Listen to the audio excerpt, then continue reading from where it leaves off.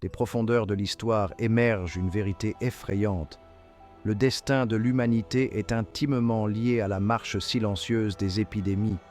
La peste noire, ce cauchemar médiéval, a balayé l'Europe avec une férocité telle qu'elle a vidé des villes entières et décimé des populations. Et à notre époque, la Covid-19 a mis le monde à l'arrêt, soulignant notre interconnexion et la fragilité de notre monde moderne. N'oubliez pas de liker, vous abonner et partager cette vidéo pour plus de contenu fascinant. Les échos de ces épidémies passées résonnent à travers le temps, nous offrant de précieuses leçons pour naviguer à travers les défis du présent et les incertitudes de l'avenir. En examinant les succès et les échecs des réponses passées, nous pouvons glaner des informations sur les stratégies efficaces de prévention, de traitement et d'atténuation. En l'an 347, une ombre s'abat sur l'Europe, l'ombre d'un ennemi invisible qui sera connu sous le nom de peste noire. Cette peste dévastatrice, identifiée plus tard comme la peste bubonique causée par la bactérie Yersinia pestis, est apparue pour la première fois dans les villes portuaires animées de la Méditerranée. La peste noire, ainsi nommée en raison du noircissement macabre de la peau qui frappait ses victimes, s'est propagée à une vitesse terrifiante. Transmise par la piqûre de puces infectées, souvent transportée par des rats qui prospéraient dans les conditions insalubres des villes médiévales, la peste trouva un terrain fertile dans une Europe densément peuplée.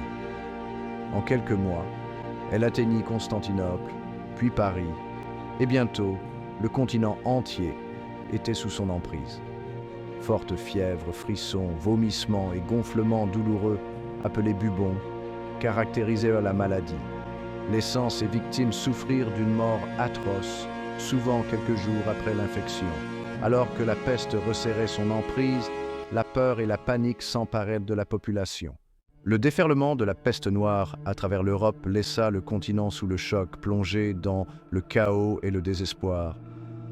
Avec des taux de mortalité atteignant 60% dans certaines régions, l'ampleur de la mort était stupéfiante. Les fosses communes débordaient, incapables d'accueillir le flot incessant de corps.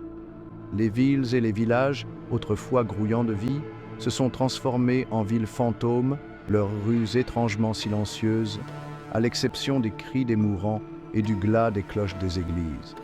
Les conséquences sociales et économiques de la peste furent profondes et durables. Alors que la main-d'œuvre était décimée, la production agricole s'est effondrée, entraînant une famine généralisée. Au milieu de la mort et du désespoir, la peste noire a également eu un impact profond sur les croyances et les pratiques religieuses. La peste a également alimenté la persécution et la recherche de boucs émissaires. Le règne de terreur de la peste noire a finalement commencé à s'atténuer au début des années 1350, laissant derrière lui une Europe transformée. Le continent avait perdu environ 25 millions de personnes, près de la moitié de sa population, en quelques années seulement. L'impact de la peste sur les pénuries de main-d'œuvre a entraîné le déclin de la féodalité et l'essor d'une économie davantage axée sur le marché. La peste noire a également stimulé les progrès de la médecine et de la santé publique. L'importance de l'assainissement et des mesures de quarantaine, bien que mal comprises à l'époque, a commencé à être reconnue comme cruciale pour prévenir la propagation des maladies. La peste a également laissé une marque indélébile sur l'art, la littérature et la culture. La peste noire, bien que tragédie aux proportions inimaginables, a finalement servi de catalyseur à d'importantes transformations sociales, économiques et culturelles. Alors que les armes se taisaient sur les champs de bataille de la Première Guerre mondiale en 1918, un ennemi nouveau et encore plus insidieux émergea, qui allait faire beaucoup plus de victimes que le conflit lui-même. La grippe espagnole, une souche de grippe particulièrement mortelle, a balayé le globe avec une rapidité et une férocité étonnantes, laissant derrière elle un sillage de dévastation. La guerre, avec ses mouvements de troupes massifs et son interconnexion mondiale, a fourni le terrain fertile idéal à la propagation du virus. La grippe espagnole s'est propagée à travers le monde en 3 vagues dévastatrices. La première vague, au printemps 1918, fut relativement bénigne, bien qu'elle ait tout de même fait un nombre important de victimes. La deuxième vague, à l'automne 1918, s'est avérée être la plus meurtrière. Les villes du monde entier ont mis en place des quarantaines, des obligations de port de masques et des mesures de distanciation sociale dans une tentative désespérée de ralentir la propagation du virus. Lorsque la pandémie s'est finalement calmée à l'été 1920, elle avait infecté environ 500 millions de personnes dans le monde, un tiers de la population mondiale à l'époque, et tué entre 50 et 100 millions de personnes. Au lendemain de la grippe espagnole, le monde était aux prises avec l'énormité des pertes et les défis de la reconstruction. La pandémie a eu un impact profond sur la société, laissant une marque indélébile sur tout, des politiques de santé publique aux attitudes culturelles à l'égard des maladies. La pandémie a mis en évidence la nécessité d'efforts coordonnés pour suivre et contrôler les épidémies, ce qui a conduit à la création d'organisations internationales telles que l'Organisation mondiale de la santé. Dans les derniers mois de 2019, un nouveau coronavirus, le SARS-CoV-2, est apparu à Wuhan, en Chine, déclenchant une crise sanitaire mondiale sans précédent depuis un siècle. Le virus, à l'origine d'une maladie respiratoire connue sous le nom de Covid-19, s'est propagé rapidement, prenant le monde au dépourvu et exposant les vulnérabilités de notre monde interconnecté.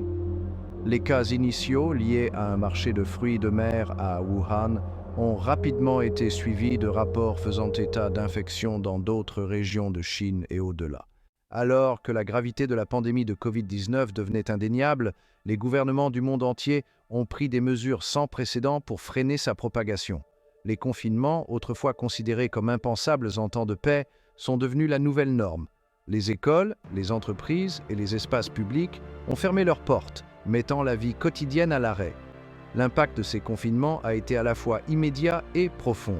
L'économie mondiale, déjà fragile, a plongé dans la tourmente alors que les chaînes d'approvisionnement étaient perturbées et que les entreprises fermaient leurs portes. La pandémie a révélé de profondes inégalités au sein des nations et entre elles. Au milieu de la peur et de l'incertitude, des actes de courage et de compassion ont brillé. Alors que le choc initial de la pandémie s'estompait, le monde a commencé à se familiariser avec les implications à long terme de la vie avec la Covid-19. Le développement et le déploiement rapide de vaccins ont offert une lueur d'espoir, mais des défis subsistaient pour garantir un accès équitable et lutter contre la réticence à la vaccination. La pandémie a accéléré les tendances existantes en matière de télétravail, de télésanté et d'éducation en ligne. La pandémie de Covid-19 a brutalement rappelé l'interconnexion de notre monde et la vulnérabilité commune aux maladies infectieuses. Elle a souligné l'importance de la coopération mondiale, de la culture scientifique et des infrastructures de santé publique pour répondre à de telles menaces. Alors que les pandémies, comme la Covid-19, retiennent l'attention du monde entier, d'autres maladies infectieuses persistent, souvent négligées mais non moins dévastatrices. Le choléra, une maladie d'origine hydrique causée par la bactérie Vibrio cholerae, en est un exemple frappant. Identifié pour la première fois au XIXe siècle, le choléra continue de sévir dans les communautés n'ayant pas accès à l'eau potable et à l'assainissement. L'impact du choléra est rapide et grave. La bactérie, ingérée par le biais d'eau ou d'aliments contaminés, libère des toxines qui provoquent une diarrhée aqueuse abondante, entraînant une déshydratation rapide, un déséquilibre électrolytique et, dans les cas graves, la mort en quelques heures. Bien que traitable par réhydratation orale, l'accès aux soins de santé reste un obstacle important dans de nombreuses régions touchées. Depuis son identification, le choléra a provoqué 7 pandémies, chacune laissant derrière elle un cortège de souffrances et de morts. La 7e pandémie en cours, qui a débuté en 1961, continue de toucher les populations d'Asie, d'Afrique et des Amériques, en particulier dans les zones où les infrastructures d'eau et d'assainissement sont insuffisantes. La persistance du choléra met en évidence les inégalités flagrantes en matière de santé mondiale. Bien qu'évitable et traitable, le choléra continue de prospérer dans les communautés qui n'ont pas accès aux besoins fondamentaux tels que l'eau potable et l'assainissement. Il est essentiel de s'attaquer à ces facteurs sous-jacents pour briser le cycle de transmission et protéger les populations vulnérables. L'émergence du VIH-Sida au début des années 1980 a non seulement entraîné une pandémie dévastatrice, mais aussi une profonde remise en question sociale et culturelle.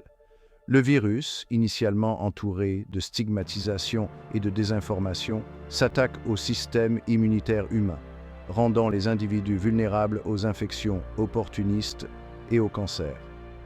Les premières années de l'épidémie de VIH-Sida ont été marquées par la peur, la discrimination et une recherche désespérée de réponses. Le virus, principalement transmis par contact sexuel, transfusion sanguine et de la mère à l'enfant pendant la grossesse ou l'accouchement, a touché de manière disproportionnée les communautés marginalisées, notamment les hommes homosexuels et les consommateurs de drogues injectables. La mise au point de la trithérapie antirétrovirale au milieu des années 1990 a marqué un tournant dans la lutte contre le VIH-Sida. La trithérapie, sans guérir le VIH, permet de supprimer la réplication virale, permettant aux personnes vivant avec le VIH de vivre plus longtemps et en meilleure santé et réduisant le risque de transmission. Cependant, l'accès à la trithérapie reste inégal à travers le monde et la stigmatisation et la discrimination continuent de constituer des obstacles au dépistage, au traitement et aux soins. Malgré des progrès significatifs dans la lutte contre le VIH-Sida, la pandémie est loin d'être terminée. On estime à 38 millions le nombre de personnes vivant avec le VIH dans le monde et des millions d'autres sont exposés au risque d'infection. S'attaquer aux déterminants sociaux de la santé, promouvoir les stratégies de prévention et garantir un accès équitable au dépistage, au traitement et aux soins sont essentiels pour mettre fin à l'épidémie de VIH-Sida. Le XXIe siècle a été le témoin de l'émergence de maladies infectieuses à une fréquence alarmante. La mondialisation et le changement climatique ont créé des conditions propices à la propagation des agents pathogènes. La pandémie de grippe H1N1 de 2009 a démontré la vitesse à laquelle un nouveau virus peut se propager à travers le monde. Le virus, une combinaison de virus grippaux, porcins, aviaires et humains, a mis en évidence la nécessité d'une préparation aux pandémies. Le virus Ebola, identifié pour la première fois en 1976, a provoqué des flambées sporadiques en Afrique centrale et occidentale. Le virus, qui se transmet par contact avec des fluides corporels, provoque une fièvre hémorragique grave. Alors, les flambées d'Ebola ont mis en évidence l'importance d'une intervention rapide et de la mise au point de vaccins. Le virus Zika, qui se propage par les piqûres de moustiques, est devenu un problème de santé mondial en 2015. La flambée du virus Zika a mis en évidence la possibilité pour les maladies infectieuses émergentes d'avoir des conséquences graves. De l'ombre de la peste noire à la lutte mondiale contre la Covid-19, l'histoire des épidémies nous rappelle brutalement la vulnérabilité de l'humanité face aux menaces invisibles qui se cachent dans notre monde. Ces adversaires microscopiques, qui émergent souvent de l'ombre avec une rapidité terrifiante, ont mis à genoux des empires, remodelé des sociétés et laissé une marque indélébile sur la tapisserie de l'histoire humaine. Pourtant, au milieu de la dévastation et des pertes, ces épidémies ont également révélé l'extraordinaire résilience de l'esprit humain. Maintes et maintes fois, l'humanité s'est montrée à la hauteur du défi, s'appuyant sur son ingéniosité collective, sa compassion et sa détermination sans faille pour faire face à ces crises. Du développement de vaccins et de traitements salvateurs aux efforts inlassables des travailleurs de la santé en première ligne, nous avons été témoins du pouvoir transformateur de l'innovation humaine et de l'impact profond de l'action collective. Les leçons tirées de ces épidémies passées constituent des guides précieux pour relever les défis du présent et les incertitudes de l'avenir. La peste noire nous a appris l'importance de l'assainissement et des mesures de santé publique. La grippe espagnole a mis en évidence la nécessité d'une coopération mondiale et d'une préparation aux pandémies. Quant à la Covid-19, elle a souligné le rôle crucial de la culture scientifique, de l'information exacte et de l'action collective dans la réponse aux menaces sanitaires mondiales. Alors que nous nous tournons vers l'avenir, nous devons reconnaître que la menace des maladies infectieuses est omniprésente. Le changement climatique et la mondialisation créent un terrain fertile pour l'émergence et la propagation d'agents pathogènes. Il est crucial de tenir compte des leçons du passé et d'embrasser un avenir guidé par la connaissance et la collaboration. Investir dans des infrastructures de santé publique solides, renforcer les systèmes mondiaux de surveillance et promouvoir un accès équitable aux soins de santé sont essentiels. Lutter contre la désinformation et promouvoir la confiance dans la science est vital. Nos destins sont liés. La santé de chaque individu est liée à celle de nos communautés et de notre planète. Encourager la santé mondiale et ensemble pour nous aux inégalités en matière de santé sont des étapes essentielles pour sauvegarder notre avenir collectif. Travaillons ensemble à la création d'un monde plus sain, plus résilient et plus équitable pour tous. La voie à suivre est claire. Choisissons de la parcourir ensemble.